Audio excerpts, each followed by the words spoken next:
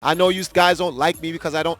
3 out of 5. I know you guys don't like me because I don't play Street Fighter and all this other stuff. I don't care, to be very honest with you. I actually no longer care. Um, it's been already posted. It's already been solidified in the scene, the work I have done through the Empire. Don't worry about the royalties. Um, and what I've done. I'm going to take this to the next level and take the scene, gaming as a whole, not fighting games, gaming as a whole, and I'm going to get it to the mainstream where it needs to be, not with the pros. The pros are broke. That's why they're in the tournaments making money off of the scrubs who play the game. Don't let them tell you any other way. I'm the one who built this blueprint. 10 years ago, everyone was like, yo, Triforce, you're trying to make professional gaming out of this? You have your players wearing uniforms? You're an idiot. You're trying to market them with these gimmicks and blah, blah, blah? Yo, EMP's a joke. What are you doing? Go get a real job, Triforce. Now you have DMG, BMG, EG, FYC, AG, and all these different organizations that all mimic what the Empire did 10 years ago. Guess what now? Now it's not funny. Now it's no longer a joke. Now people are getting paid. Now people are getting contracts. It's funny because I'm going to keep this 1,000% real. On SRK last year, when Justin got signed by EG, they wrote an article and it said the first fighting game player to turn professional, Justin Wong, because he signs with EG. And I was like, really? And it's like, yes, Justin's the first to get paid over $10,000 in a fighting game through EG. And I had to send in a letter and correct them and said, no, Justin got paid $20,000 in 2009 by Evil Controllers. See, no one knew that. And he was Empire, but no one knew that. Hold on.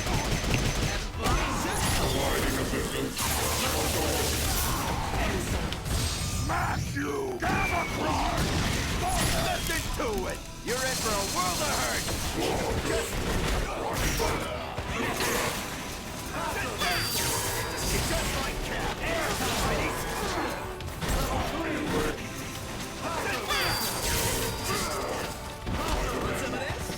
Okay, more preaching so I can hear myself talk. Complexity was, first of all, I said for fighting games. So don't bring up pro teams in shooters and RTS, because that's not what I'm talking about. I'm talking about fighting games, period. Very few fighting gamers, such as Artaro, some of the OGs even knew about actual video game teams competing. That's why Artaro was in the Empire back then. Artaro understood what it was.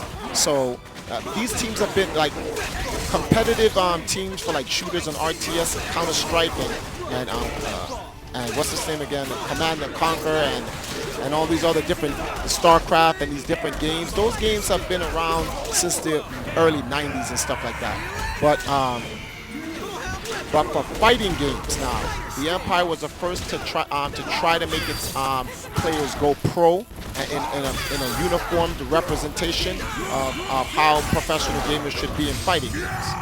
You know, so actually a professional is not someone who makes. I'm not going to get into that. If a professional is someone that makes money for a living, then everyone's a professional. So is he a professional drug dealer? Thank you. Pro can be a very ambiguous word.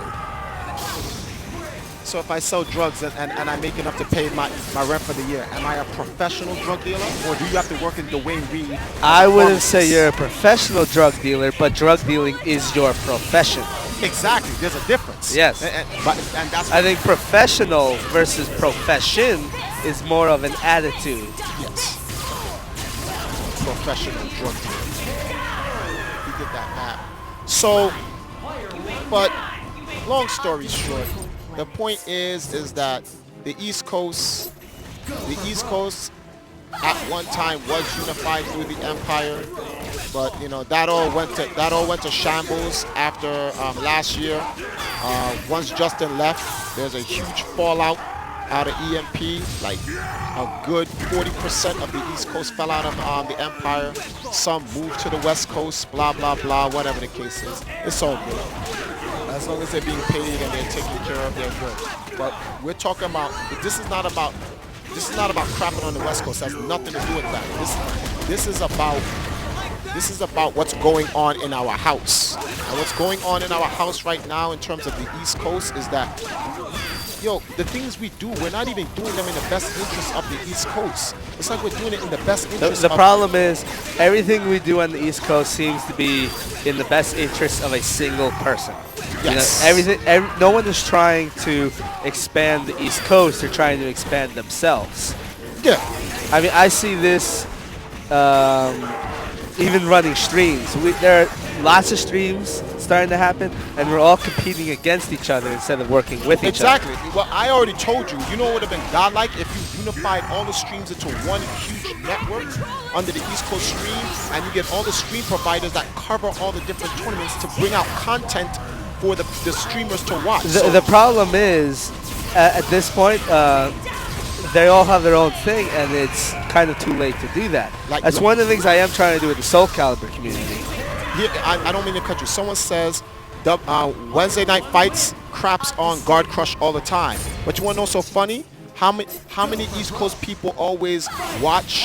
How many has EMP won any majors recently?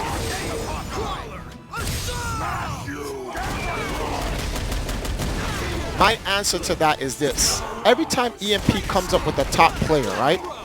And it's in EMP, and EMP is doing well with them. That top player seems to be siphoned out of the organization and then goes elsewhere. Because, you know, Chris G was umpiring, and all of a sudden he's no longer umpiring, and the minute he leaves, he's automatically on another team. And Chris G has been winning the majors. And the last major, just for you guys to know, the last major EMP won was Power Up through Tom Brady and Perfect Legend for Mortal Kombat. But that has got nothing to do with it. I'm talking about the East Coast. And I just... He's not talking about teams in particular. He's talking about the East Coast in general. I don't understand. I don't know what these guys want. I don't understand what these guys want. Like, for 10 years, I've been trying to develop the scene and try to work with people. And you know, it's the best part when people go, well, you know, Triforce is a shady person. So I'm like, I'm shady? So what makes me shady? I have yet to see one person go online and post what makes me shady. What have I done? You know, that's wrong, that I should not have done, and blah, blah, blah, whatever.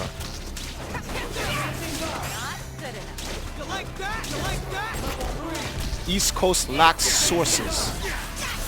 What is the source? You mean commentate the match? It's Marvel 3. There's nothing to commentate. Are you serious? This game sucks. Said, shut up and commentate the match. Commentate what? Phoenix is on the screen. Commentate what? That you're going to turn it level 5 and kill him? Come on, get out of here. You're an idiot. Go play a real game, like Virtual Fighter or Street Fighter or something. But this is one of the things I was talking about before, mostly about Marvel and not so much other fighting games. Marvel, the stream, people care more about the commentary than actually what's going on. Actually, people don't care about the commentary. People want to be entertained.